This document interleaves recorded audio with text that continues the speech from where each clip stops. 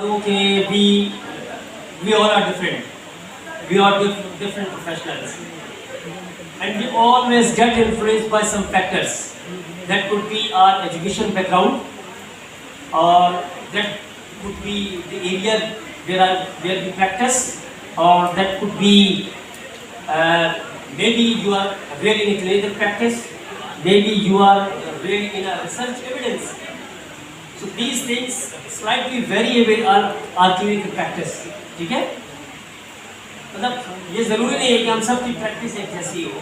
कहीं ना कहीं हमारा एजुकेशन बैकग्राउंड, हमारा काम, हमारा सेटअप या जिस एरिया में हम काम करते हैं वो ज़रूर कहीं ना कहीं हमारी प्रैक्टिस पे इन्फ्लुएंस होता है. ठीक है? So this area is quite tricky. So there are many issues and there are many structures which refer symptoms to different places. That's why we need a structured and well-managed procedure to examine this area. And I know the majority of audience we have a student, so I will try my best to happy this group as well. So my name is Mumtaz. I'm a diplomate in orthopedic medicine from Prime Ministry UK. My specialty is spine, shoulder, hip and knee. I'm privileged to be to run Sindh Physio Pakistan. We are basically providing the training for physiotherapists. Basically, my main work is I'm an educator, clinical educator. We have a team, and we are basically providing a platform for the physiotherapists to train and to develop their professional skills. So guys, let's move on. So I'm not going to explore the differential diagnosis process, but I will use the clinical evidence, the research evidence as much as I can. And I will use the clinical logic, or you can say, let's say, clinical evidence. I will use the general principles, and I will use subjective examination and how the subjective examination how matters, and listening is the key in our management. I will use the case studies in the beginning, and then we will clinical discussion, and at the end we have a question and answer. So guys, please concentrate here. So I'm going to start with the point one. So the point one is a question where in the buttock area could be referred from. तो आप क्या समझते हैं कि अगर बटक में किसी को पेन है तो वो कहाँ से रेफर हो सकता है?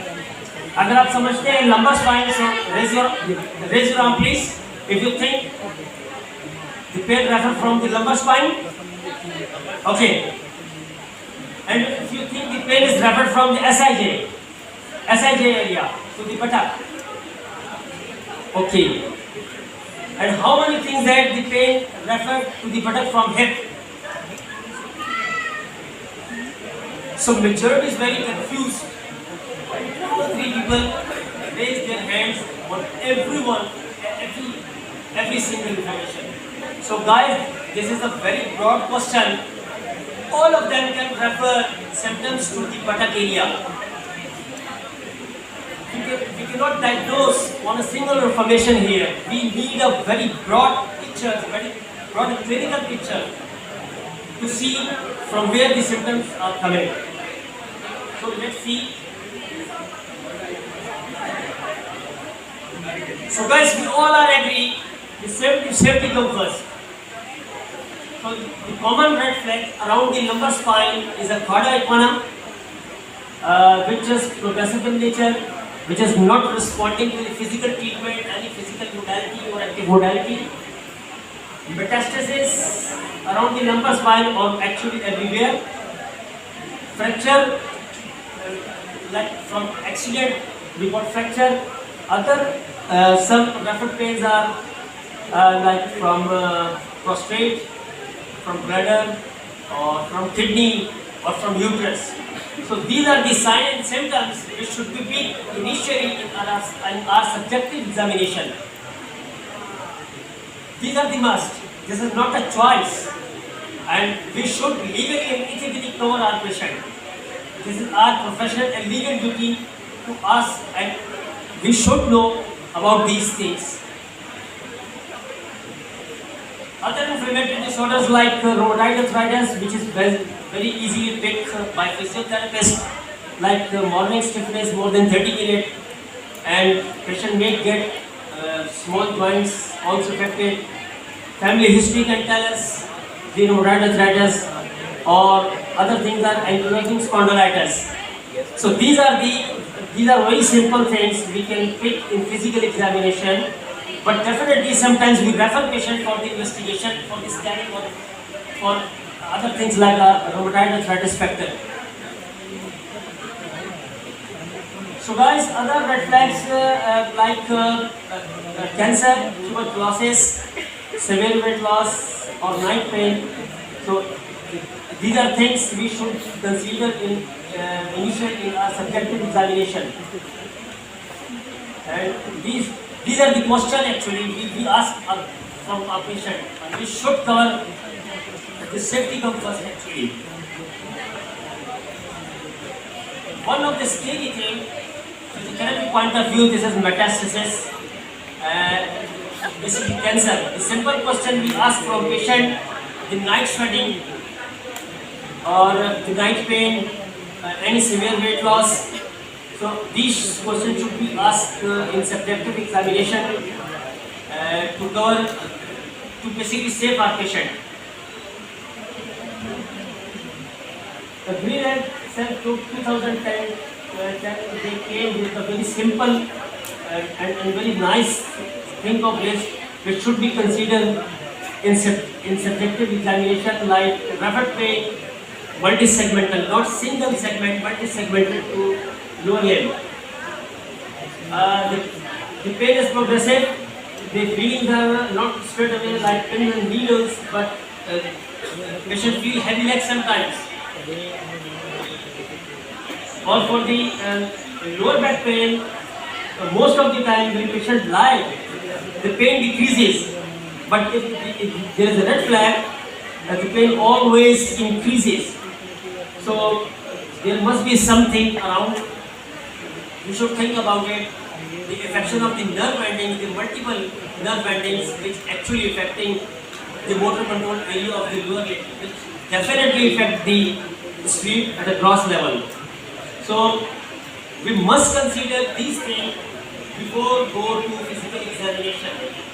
This is our professional duty to save our patient and ask these questions and exclude if there is need of referral, or there is need of second opinion, or there is need of any scanning. So we must consider these things in initial assessment, guys. But the good news is this sympathetic are the 95%, and 5% are the nerve fluid pain, and 1% or less than 1% are the serious spinal pathology. But ruling spinal pathology, serious pathology is not a choice, it's a must. So point to guys, kindly engage with this question. Sphincter dysfunction, ataxic gait are the common signs of. Yes guys. Cardiac iguana, yes, very good. Yes, you are 100% right. These are the signs of cardiac iguana syndrome. Okay guys. So guys, please concentrate. These ये वो चीजें नहीं है जो आम तौर पर physiotherapy profession में पढ़ रहे होते हैं, ठीक है? I came up with the research evidence, तो clinical evidence, और ये तकरीबन last 10-15 years का evidence है जो कि मैं आपके लिए लेकर आया हूँ. अगर आज आपने इसे मिस कर दिया, तो literally you will miss forever. So clinical visioning. Okay, these two things are very important. जब भी हम एग्जामिनेशन करेंगे, let's suppose patient have a hepatic pain, okay? So I will always start from central to peripheral till I reach the head in between SIJ. On the left hand side, the least aggressive procedure. We should start with the least aggressive procedure, where we found the active range of motion, passive accessory endovertebral movements, and repeated movement testing. These three things give a very informative information about our assessment. Or at the same time, you are not aggressive for your patient who have a severe or irritable symptoms. If you want to progress your assessment from central to peripheral, so you may progress and you may assess the most aggressive procedure like resistance test, provocation test, like we are doing for the SIJ, or aggressive palpation. Aggressive palpation is not that much reliable in terms of research, because aggressive palpation always gives us information about the trigger point, and it's very common for the lumbar spine or SIJ pain that the trigger point superficially present in the muscle. So हम जब भी अगर कोई किसी पटक pen को assess करेंगे तो हम हमेशा उसे सेंट्रल स्टार्ट करेंगे, और सेंट्रल स्टार्ट करने के बाद हम लीस्ट एग्रेसिव प्रोसीजर की तरफ जाएंगे। और लीस्ट एग्रेसिव प्रोसीजर में हमारे पास active range of motion, passive एसेसिव मूवमेंट। तो पैसिव एसेसिव मूवमेंट्स है बेसिकली आप लंबर स्पाइन पर अप्लाई करते हैं और वो आपको इन्फॉर्मेशन देता है द प्रॉब्लम इज स्पाइनल और नॉट।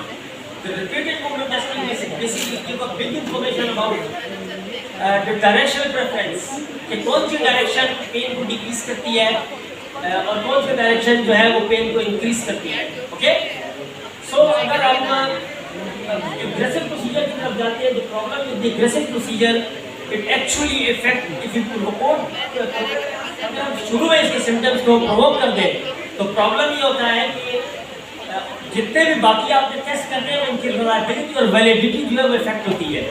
ठीक है, तो आपने जब भी प्रोसीजर अपना स्टार्ट करना है लोअर लिम्ब के लिए, बटक पेन के लिए, तो आपने लीस्ट एग्रेसिव प्रोसीजर की तरफ जाना है हमेशा। और yes, okay, so usually we exclude the red flag.